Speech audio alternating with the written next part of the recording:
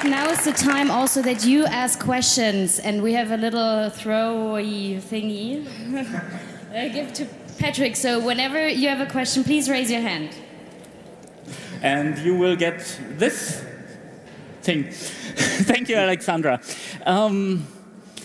I think it's good that we are going to talk about entrepreneurship again. You can get a little bored with this topic, I think, because we have been talking about entrepreneurship for years now. Sometimes I think we have been talking about it for decades. We have asked, where are the founders? Why don't we have more startups?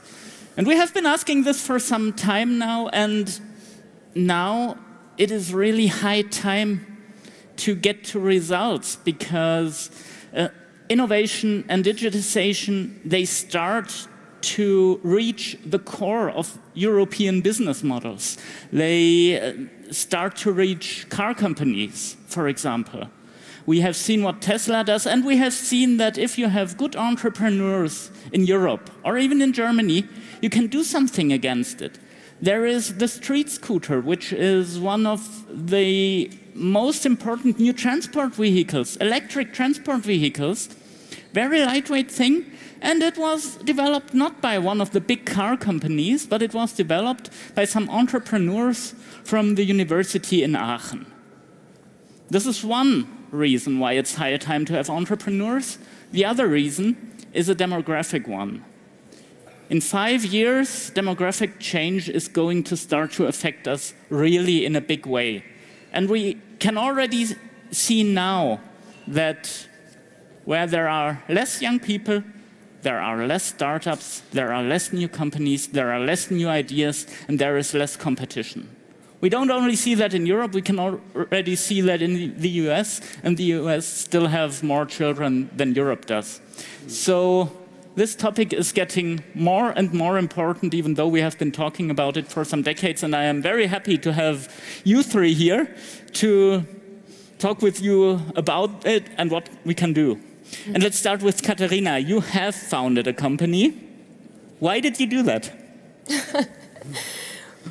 Well, sometimes I feel I didn't have any choice. That's just what was in my path, you know, in my life. That's what I was. That's me. The story behind the foundation of my company really is one of a lot of passion and of constantly trying and learning. And it was not that there was one point where I decided today I want to found a company, but it was more of having an idea, further developing it. And I very often say we kind of busted the myth that you can build a tech company only by having big VC investments. You know, we are the bootstrapping masters of this, at least of Munich, I'd say, of even more, and that ties strongly together with your question, like, why did I do it? Because it's a path of constant development, of constant learning, of constantly asking, like, what else can I achieve? And that's just what I love to do. This would mean that it's something that is in you and which cannot be changed by external forces. Would you agree to that?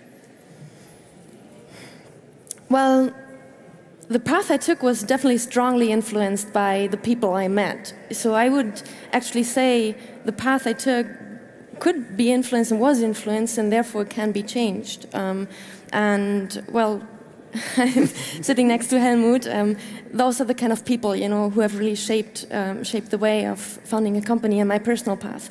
So I'd say yes, it can be changed. So how did Helmut shape your personal path?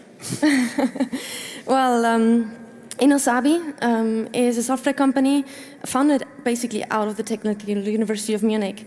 The 4 founders are all alumni, but from different fields. But our path was not that, you know, we were a student project and we set out to found the company in a certain program. What happened more was that we were part of the whole ecosystem, that we were part of many, many programs. And of course, many of them centered around UnternehmerTUM, but there were, I'd say, I don't know how many, but endless more that they were part of our journey. So some of them at UnternehmerTUM were amazing. One of my co-founders did the manage more programs. Another one actually just worked as a working trainee. I myself did the MBA in Innovation and Business Creation. We are all passionate makers in the makerspace. So they're just, yeah, our paths cross quite a lot. Yeah. Helmut, is this the way that it works every time? So I think, as Catharina said, you have to have this ecosystem of entrepreneurial-minded people, and you have to give them the freedom and the space and the resources and also the appreciation to really come up with the next big thing. And there are many paths, okay? And it's not there's one program which is great, but we have programs for tech geeks, and they learn how to use AI, for example. And then there are people like Catharina, who is, I would say, more a management talent, okay, and she's then more in the management and entrepreneurial section. What's important, that these people come together, that they share their vision, that they inspire each other, and then you have this positive momentum.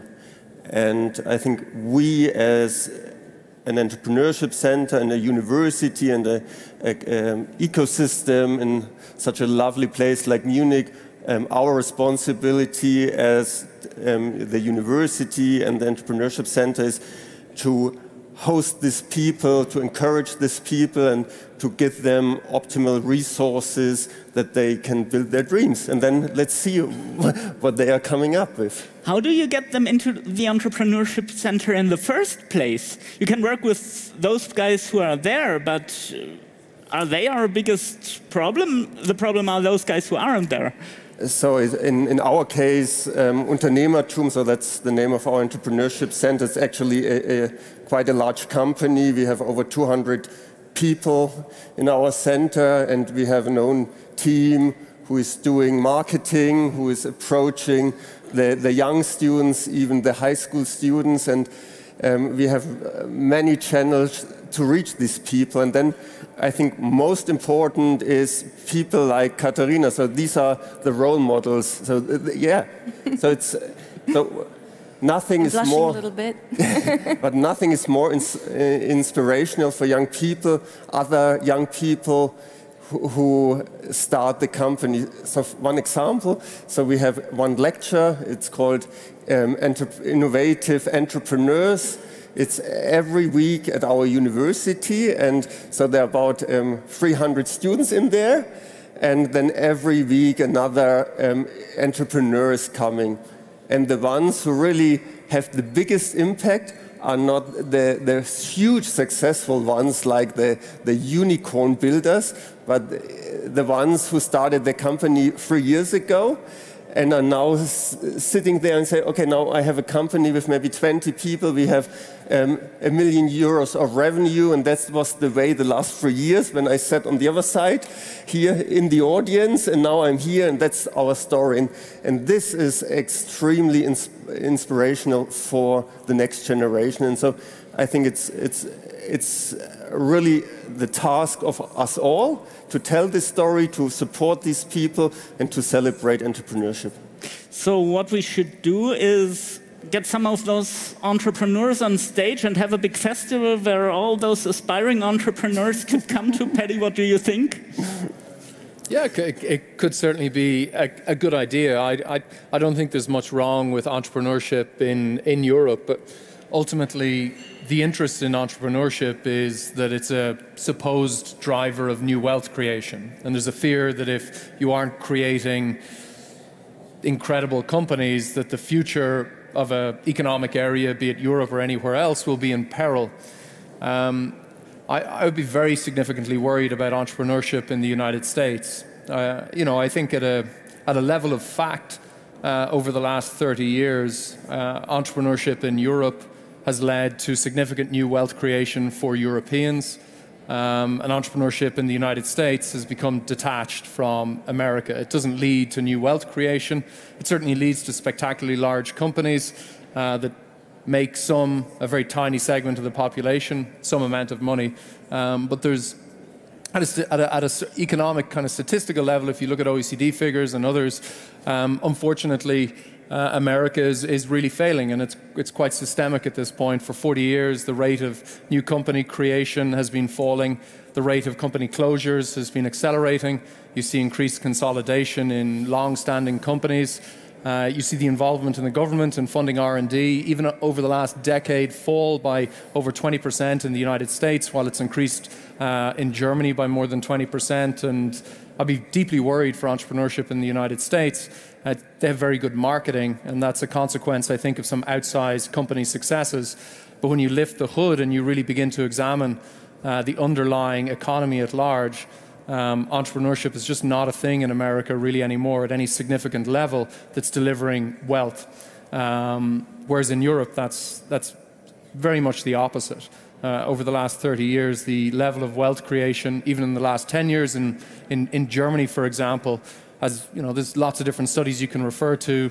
BCG released a study a number of years ago which showed that in Germany between 2006 and 2013, a very difficult and challenging period, Germany was creating new wealth at a rate 6 times greater than that of the United States. I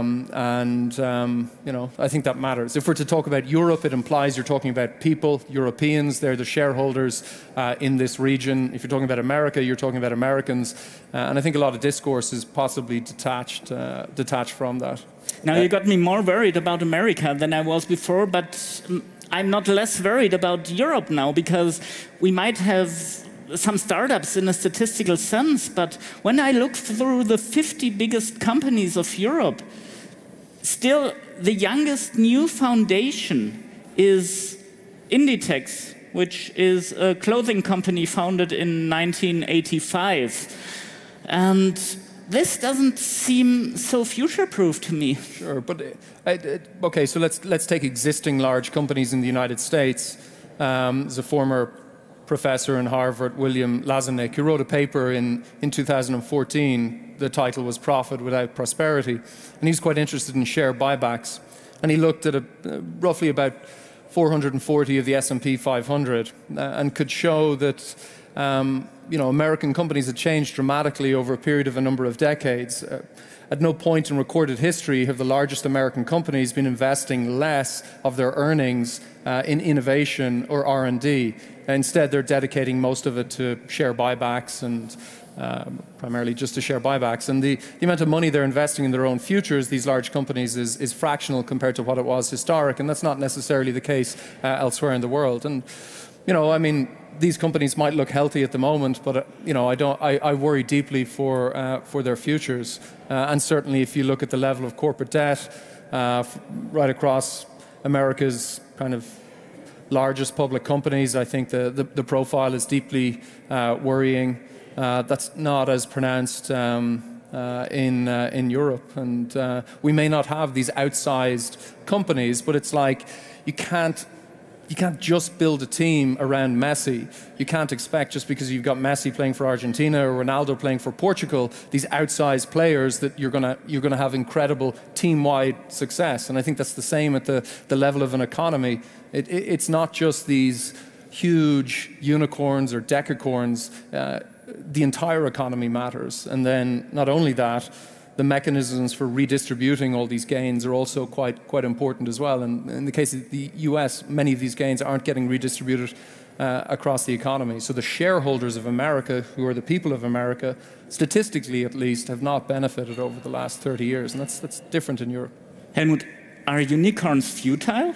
Pardon? Are unicorns futile? Don't we need them?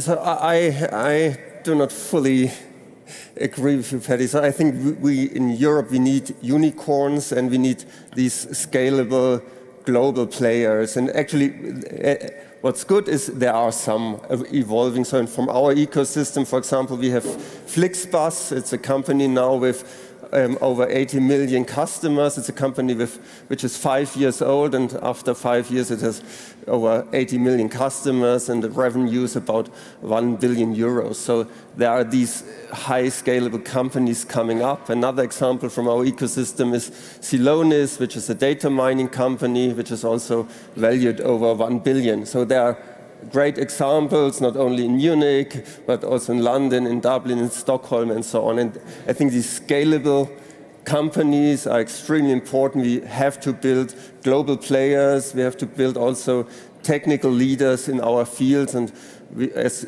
Europeans, it's extremely important that we are independent from other countries concerning the technology. And the other thing, Paddy, I think if you look at Europe, there's so much potential. We have so many great young people. But if you look at the unemployment rate of the young generation, it's extremely high. So if I have the right numbers, it's about 17% for whole of Europe, the young unemployment rate, 17%, which I think is far too much. And even in really high industrialized countries like France, it's over 20%, Spain, it's over 30%, Italy, it's over 30%. And this can't be. So that there are 20, 30% of these young people out there, and they are not creating value. And I think we as Europeans, we really have to change this game and bring these people to entrepreneurship. And entrepreneurship is not everything, but I think, as Catharina said, it's for a few people, it's great. It's a lot of work, but also a lot of passion. And so we should get these people into entrepreneurship. Yeah, I mean, within Europe, so if you're not making a comparison with the United States, there are absolutely internal job market issues. If you're to make a comparison with the United States and just take, I think it's very difficult to make true labor force comparisons using unemployment rates because they're calculated very differently in the United States. They exclude vast numbers of people that are technically unemployed from their statistics, so it's much better to look at maybe something called the labor force participation rate, which in America and Europe was roughly the same in 2000, but it's been diverging significantly ever since. So the labor force participation rate, for example, in the United States is now in the low 70s. In Germany, it remains in the high 70s. In Sweden, it remains in the low 80s. So whilst there's high levels of unemployment, I think labor force participation rate on a comparative basis shows that Europe is certainly performing better. We are also far more productive in Europe. We work less hours, we get more done, and we earn more. That's now increasingly the opposite in the United States. And you know, I just think there's a lot to be positive about when making a comparison. But if you just exclude the United States and you look internally within Europe, I think, sure, there are certainly massive challenges and huge areas for improvement. So I would agree with that on that basis. I would like to take this to the DLD community. Hands up, who of you is an entrepreneur? That might be approximately 20%. Who of you is not an entrepreneur? Hands up, please. That's a lot of hands. Leave those hands open. Leave those hands up, please. Who of you is able to tell us why he is not an entrepreneur? Nobody? You are. Hey. Please. Ms. Achleitner, please do. I was. No. I was an entrepreneur. The little box.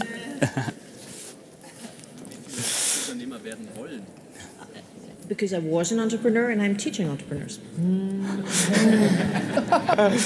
Oh, that doesn't count. That does not. You are an entrepreneur.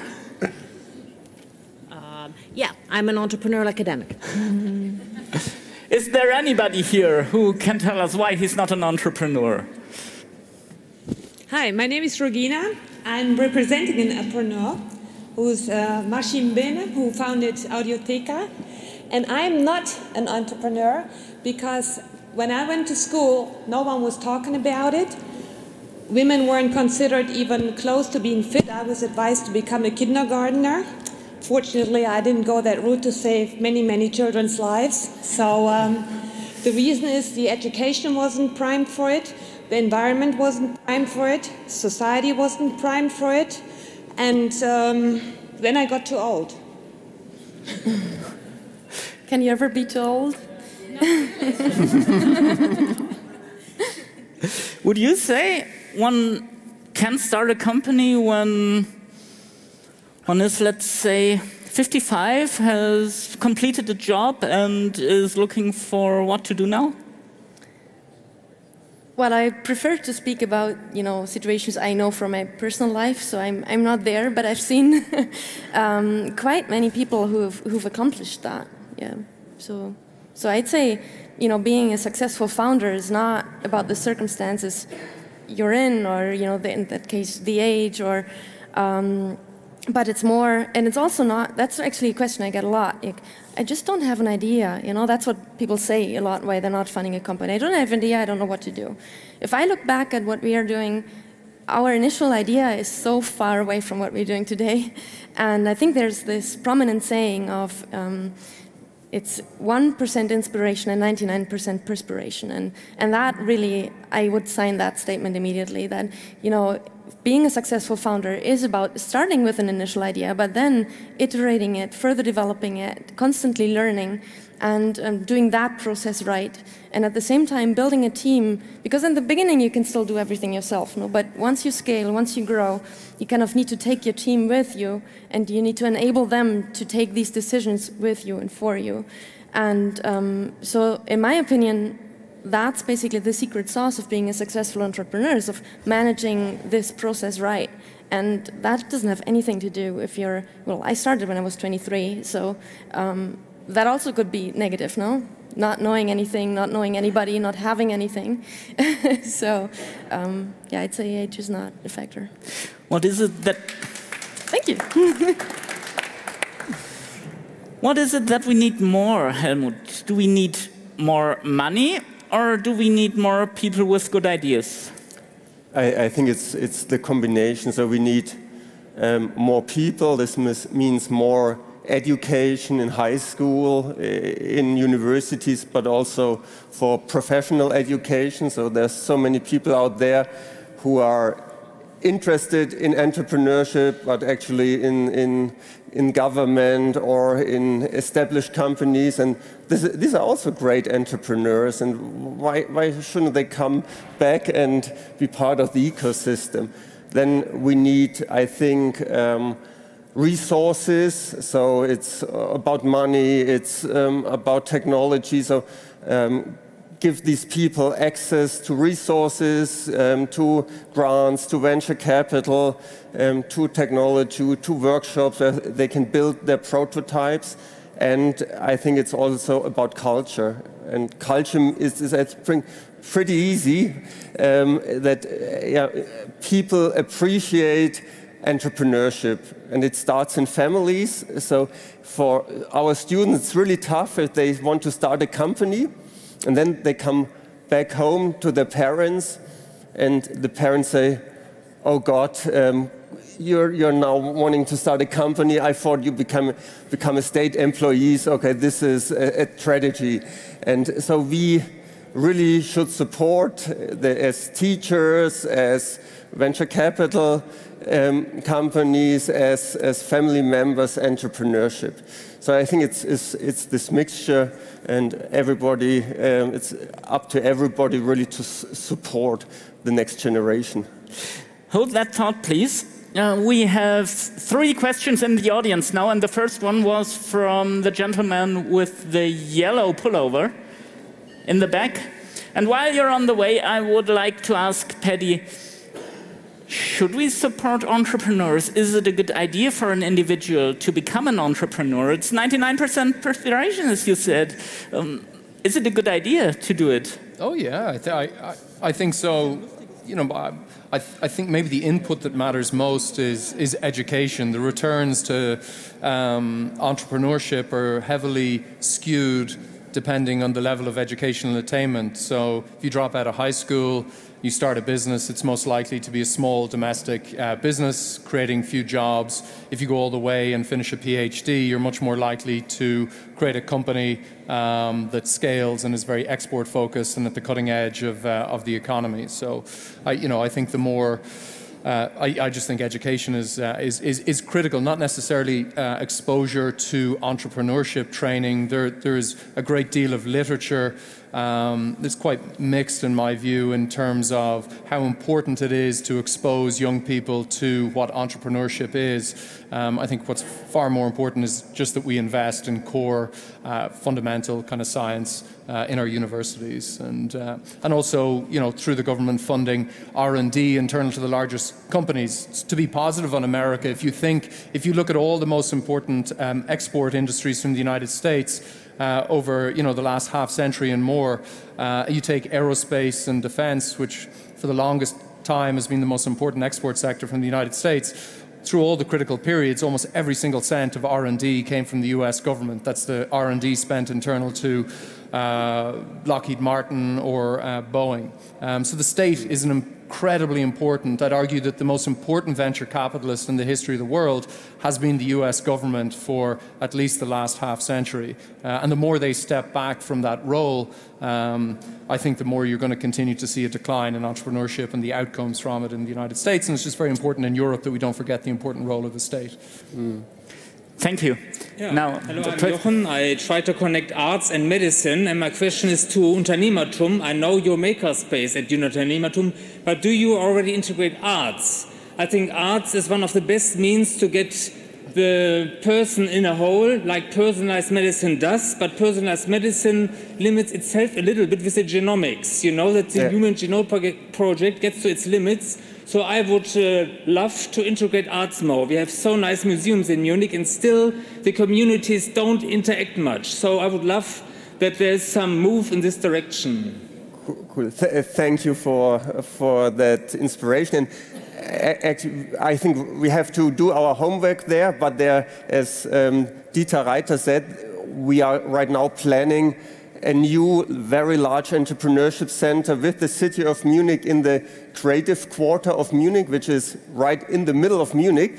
And it will be a 10,000 square meter building where about 200 startups will be located. And it's right next to all these art places, so hopefully the communities are growing together, and so if everything works out, it will be open in 18 months. So contact us, and then I connect you with all the people. And so we also have like special grants for artists to come into our workshops, use all the new machines like the 3D printers and everything. So this is the goal of the city of Munich and also of UnternehmerTUM and the Technical University.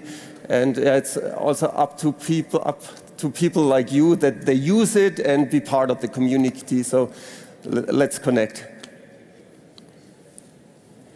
What I think is an interesting fact is that we were all only talking about the United States. Like Paddy, you drew all the conclusions from Europe to the United States.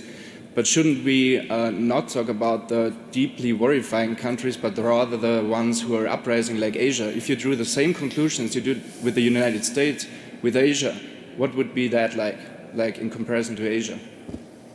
I think you can, you know, Asia is a very diversified place. You know, Japan and Korea are at a very different stage of development to China. I find China quite fascinating.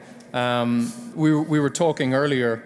I think even, you know, legally it's indefensible to have this opinion, but I think that IP theft is a very critical ingredient of economic development. And looking at all the kind of steel reminds me, you know, that even great German companies like Krupp's, which was originally started by Alfred Krupp, was started on the foundations of incredibly brilliant espionage, industrial espionage, stealing literally every secret the British had developed ended up in his hands in a very rapid period of time, and he built a complete dynasty that still sits, almost to this day, arguably, towards the center of the kind of German economy. Switzerland, you know, we're very close to the border. In the 1890s, Switzerland, so kind of overwhelmed by the progress Germany had been making under kind of Bismarck's plans, that they decided to kind of provide a amnesty on intellectual property for more than a decade to at least give a chance to Switzerland to catch up with Germany. So they then rapidly stole as many things as they could possibly steal from the Germans, and they focused primarily on kind of heavy chemicals. And still to this day, I think Switzerland maintains some degree of prowess in that area. And so when I look to kind of Japan and Korea and the cycles they've been through, and I look to China and people lament the fact that they may have over a period of time, weak intellectual property protections. I kind of think on the scale of planetary level innovation that that's probably been a good thing. It's allowed them to catch up. And I think sometimes IP protections actually inhibit innovation. It's maybe a little bit of an anarchical viewpoint, but I think intellectual property theft has been a big part of Germany's economic miracle 100 years ago, plus years ago, Switzerland's. You know, the UK stole an immense amount of stuff from the Low Countries before all of that. The Americans stole massively from the Germans, and it's just it's a hand-me-down tradition of ideas, and I think we have to be careful about stamping it out. Yeah, but put this into perspective. I think 95% of all the knowledge and technology is open, okay? So maybe 5% is protected by IP, but normally most of it is open, and I think we as Europeans have to better also adopt technology from Asia and also from the USA and learn. It's not to do illegal things, but it's really to be open and to learn. Yeah. But if we take this argument further, this would even mean that we can be happy when there is IP theft from China because they are able to produce better products. They are able to deliver us more innovative products. No, I think at an individual or company level, it's a deeply worrying thing and destructive thing to happen ultimately. The other thing I think is important is if you read the American press, this is a trend in the 1980s, and it goes all the way back throughout history. I mean, the English, as the Germans were beginning to industrialize, completely dismissed the ability of Germany to innovate. They just, you know, there's a very good South Korean economist called Ha-Joon Chang, who's based in Cambridge, who's written some great papers on culture and innovation. So let's say the British just totally dismissed the capacity of Germany to truly innovate because they lacked the culture, they were a bit lazy, unpunctual, and they'd never sort those things or change those things. There were even Irish Irish people who wrote, quite a lot of them, about how unpunctual Germans tended to be and that they'd never really get their act together. More recently, if you look in the 1970s, the American press massively dismissed Japan's capacity to truly innovate, and they could be nothing but a copycat country. Then Japan caught up. Then Japan started to dismiss the Koreans as nothing but stealing their ideas and copycatting, and they'd never truly be innovative. And then they were proved wrong. And now some people, for a period of time, have dismissed China, and I think that was a big mistake, and it is going to be the most important economy in the world, and the more Europe can build positive relationships with China, I think that's great for our companies and great for our countries. Catharina, you know the innovation processes from big companies because that's what your own company is about, helping those companies. Mm-hmm. Would you agree with Paddy? Well, actually I would like to take your cue, because I think the audience took away that I love what I do, but you actually don't know really yet what we do. So I'd like to spend 2 sentences on that. Also something on supporting entrepreneurship. You know, if a founder has a stage, they're going to use it. So you have to bear with me. What we do is we realize that the #1 challenge of large corporations in times of digital is to accelerate and to gain the necessary speed in the innovation process. And so our software accelerates corporate innovation processes of the largest companies of the world, like Daimler, like Bayer, like Siemens or Allianz, by bringing principles of agile innovation in an ecosystem. We do that using an artificial intelligence that speaks the language of innovation. So we've trained natural language processing on innovation data. So coming from that, actually, the #1 questions that our clients have when they come to us is actually, like, will we exist in a couple of years? You know, will we still be around? They all have this, yeah, they have these very prominent examples of large companies that you would think they're indestructible and suddenly disappearing in just a matter of years. And by now, actually, many of the large corporations have really realized that they have to drastically change the way they create value and they do business in order to avoid this death, basically, the sudden death in a couple of years. And what they're doing, and this actually plays a little bit into your argument, is that they see in order to gain this speed, in order to gain this competitive edge in digitalization, they have to create value from their network and from the ecosystem. It's not just, not everything is done behind closed doors, and not everything is done in secrecy anymore, but it's done in collaboration with suppliers, with customers, with universities, with partners that have not been there before, or with employees that were not involved in this process before. And by opening up these company boundaries and by being a lot more open and less secretive, ultimately the question of ownership of ideas becomes less important. And I have to be super careful when I talk about this because, of course, these very large corporations have very strong legal departments having a very certain opinion about that. But the way I see that large corporations are developing more into creating value from networks and less from their own organizations, I see that the role of openness, transparency, collaboration is a lot more important than just protecting your idea, being secretive about it. So actually that would, I'd say, play into your argument that it's all about collaboration and openness. I would like to get back to the topic of entrepreneurship, and before I do that, I do not see any hand in the audience at the moment. Is it right that there are no questions? Okay, please go there, and while you're on your way, I ask, is entrepreneurship, after what you said, is it a little less important for our development because it gets easier for large companies to embrace new ideas? Well, from the example that I know from my daily work is that the large corporations are very aware that not all of their innovative capacity really comes from inside. And that ultimately means partnering, especially with startups and especially with teams developing projects outside of the organization. So I'd say actually the opposite is true, that this realization of large companies that they have to change the way they take decisions and they do business in the times of digital actually just strengthens the importance of entrepreneurship. Thank you. Just a little remark on your question, what are the reasons not to become an entrepreneur? Oh yes, please. I am an entrepreneur. I've started 2 businesses, one failed and one has been sold successfully. And I have 2 daughters and they're both excellent in mathematics and I want them to become engineers as well. But the reason why my 18-year-old daughter tells me that she doesn't want to become an entrepreneur is because she knows how many times I have been working long hours and coming to family vacations later and leaving earlier. That is the first reason. And the second reason is she's not as hungry as I was when I was at that age. So I have the feeling that the level of wealth has been growing up and therefore young people are not as hungry as, for example, my generation was.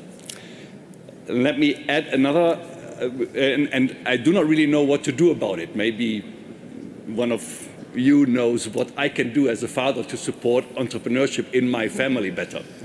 And the second remark that I would like to make is, I have the feeling that we need to get a better environment to foster entrepreneurship even inside the company. I wanted to have my co-workers participate better in the success of the company, but I haven't found a really good methodology for Mitarbeiterbeteiligung. Giving your employees shares of the company. Exactly. Yeah. So I think we have, from a tax point of view, to evaluate that better. Thank you. Now, does anybody have an idea on what to tell at home? So I think you represent the majority. So there's a survey in Germany which says that 50% of all German students want to work for the German government. 50%, okay? So they want secure working places. Now that is a German perspective.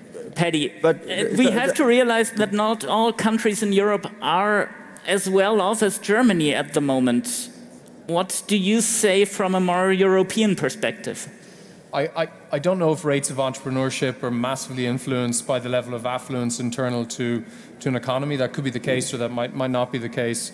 It does seem that rates of entrepreneurship are, as a proportion of your, rates of entrepreneurship amongst PhD graduates and people with only a high school degree are actually quite similar. I don't know what the determinants ultimately of entrepreneurship are. There is some interesting study. It's maybe somewhat kind of controversial. I don't know how you increase it, but if you look at some OECD level data, it certainly doesn't make sense to be an entrepreneur in Europe. The returns to entrepreneurship at each level of education are worse than just going to get a job in the economy. So you have to be brave or somewhat illogical or very passionate to be an entrepreneur, I think. Our experience is that you really can change this mindset. So at our university, here, the Technical University, we have our TUM School of Management, and UnternehmerTUM has a huge variety of courses, and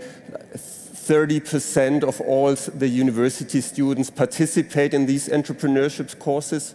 30%, and about 10% really start their own company or work for a young company. So you really can change this mindset, but you have to bring the people, connect the people to the ecosystem, and then they see that there's all this passion and all these chances and all these opportunities, and then they actually go on this entrepreneurial journey.